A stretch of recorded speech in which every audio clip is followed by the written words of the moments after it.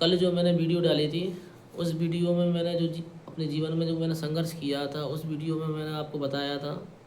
कई लोगों ने मुझे याद किया, मैसेज किए मुझे उस वीडियो को देखकर। भाई मुझे बहुत अच्छा लगा सच में कि आप लोगों ने मुझे याद किया। मैं भी आप लोगों को बहुत मिस करता हूँ, याद करता हूँ।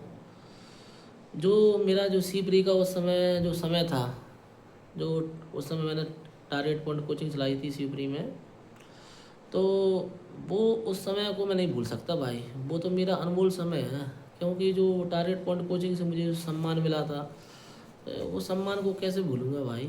आप लोगों ने मुझे सपोर्ट किया था, मुझे जो प्यार किया था उस समय, तो सच में वो तो मेरा बहुत याद, ज़िंदगी का बहुत अनमोल समय था। वो उस समय की तो मुझे बहुत यादें आती हैं। क्यों? क्योंकि जो कोचिंग थी ना, वो यार कोचिंग नहीं, एक मंदिर था। टारगेट पॉइंट कोचिंग नहीं, एक मंदिर था, सच में ज्ञान का मंदिर था वो तो। क्योंकि मैंने कोचिंग नहीं खोली थी उस समय, ऐसा नहीं सोचा था कि मैं कोचिंग खोलूँ या कोचिंग डालूँ। मैंने तो ये सोच के पढ़ाया था बच्चों को कि चलो यार ठीक है, मुझे कुछ आता है तो मैं भी, मतलब मैंने मेहनत से सीखा था तो मैं भी कुछ सिखा सकूँ बच्चों को। तो कई बच्चे जो शुरू में आए मेरे पास, कई आए कई चले गए। तो मैं ऐसे मुझे कोई शुरू में कोई ज़्यादा फ़र्क नहीं पड़ा, क्योंकि मैं तो बस मैं यही सोचता था कि यार मैं इतनी मेहनत से पढ़ाता हूँ, इतना कुछ सिखाने की कोशिश करता हूँ, बच्चे भाग क्यों जाते हैं। तो बाद में मुझे पता चला कुछ लोगों से कि सर आप बैठ के पढ़ाते हो, आप विकलांग हो, आप गुर्जर जाति के हो, इसलिए आप बच्चे नहीं टिकते आपके यहाँ। क्योंकि बच्चों को चमक धमक चाहिए थोड़ी सी कोचिंग में आप।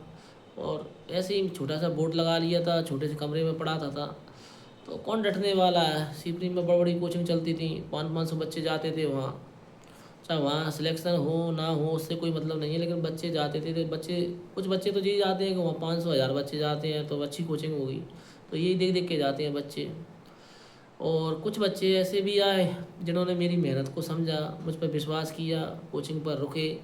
उन बच्चों का सिलेक्शन भी हुआ, वो बच्चे आज नौकरी भी कर रहे हैं कई बच्चे। तो ऐसा नहीं है, कई बच्चे अच्छे भी आए। और बाद में जब सिलेक्शन हुए तो कई बच्चे जो भगे थे वे लौट के भी आए कोचिंग पे। तो मैंने जो कोचिंग पर टीचर भी रखे थे, तो वो टीचर भी ऐसा नहीं है कि मैंने उनको पहले ही बोल दिया था कि भाई बच्चों के साथ में समय, बच्चों के भविष्य के साथ में खिलवाड़ नहीं करनी, बच्चों के साथ में मेहनत करनी है जितनी भी हो सके अपना। मतलब बच्चा अगर अपने यहाँ आया है कोई पढ़ने, पर उसका सिलेक्शन होना चाहिए कैसे भी करके। जैसे इंग्लिश वाले सर थे अभिषेक सर, उनसे भी मैंने बोल दिया था कि मेहनत करनी है बहुत अच्छे से मुझे। मैंने ये बोल दिया था तुम मुझे कुछ फीस दो, मतलब कुछ जो भी फीस आया वो तुम पूरी ले जाओ, मुझे कोई मतलब नहीं है, बस बच्चों का सिलेक्शन होना चाहिए।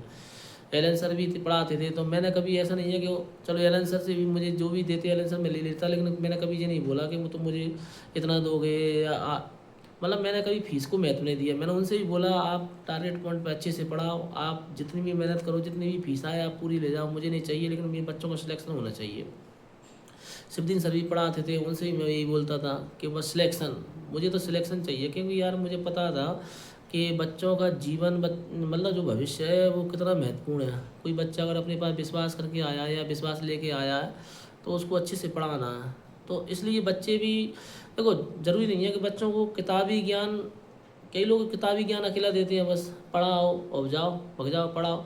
भाई ऐसे नहीं पढ़ेंगे कोई बच्चे। कई बच्चे हैं जो थोड़े से इतना उनको ना समझ है, इतनी वो अगर समझदार होते तो बात ही अलग है।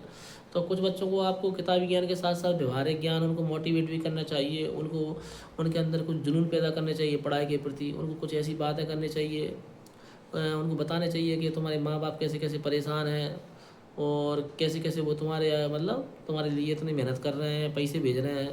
तो कुछ बच्चों को ऐसा नहीं है, उनको बताना भी पड़ता है और बच्चे समझ भी जाते हैं। बच्चे फिर बहुत, कई बच्चे थे जो वाकई में शुरू में मक्कार थे, लेकिन बाद में जब मैंने उनको समझाया तो उन्होंने बहुत शानदार मेहनत की और बहुत जी जान से मेहनत की और आज वे नौकरी कर रहे हैं। और पढ़ने में बहुत कमज़ोर थे, लेकिन जब मैंने उनके प्रति मतलब पढ़ाई के प्रति उनके अंदर जुनून पैदा किया ना, तो यार उन्होंने ऐसी पढ़ाई की तो बात ही अलग है। अच्छे अच्छे इंटेलिजेंट बच्चे रह गए, वो नौकरी कर रहे हैं आज, जो कमज़ोर थे। तो जुनून पैदा कर दो बच्चों के अंदर, फिर देखो तुम, वो ऑटोमेटिक उनको नींद नहीं आनी, वो रात रात भर पढ़ेंगे।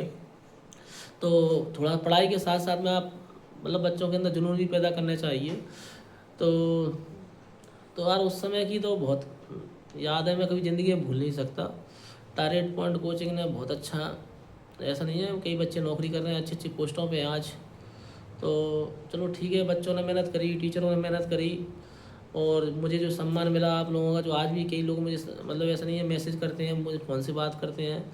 कई लोग हैं जो वाकई में, चलो ठीक है, उनको समय नहीं मिल पाता हुआ, लेकिन कभी कभी यही है कि मैं भी तो उनको याद, मतलब मैं भी फ़ोन नहीं कर पाता, मैं ही मैसेज नहीं कर पाता। ऐसा नहीं है कि उनकी गलती है, गलती मेरी भी है। तो आज अब मैं वीडियो डाल रहा हूँ तो कई लोग मुझे याद कर रहे हैं, मुझे मैसेज कर रहे हैं, मुझे बहुत अच्छा लग रहा है।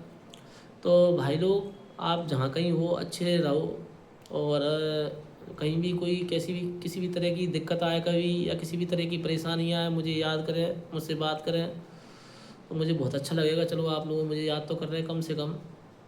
तो ठीक है, आज के लिए गुड नाइट, कल मिलते हैं अगली वीडियो में।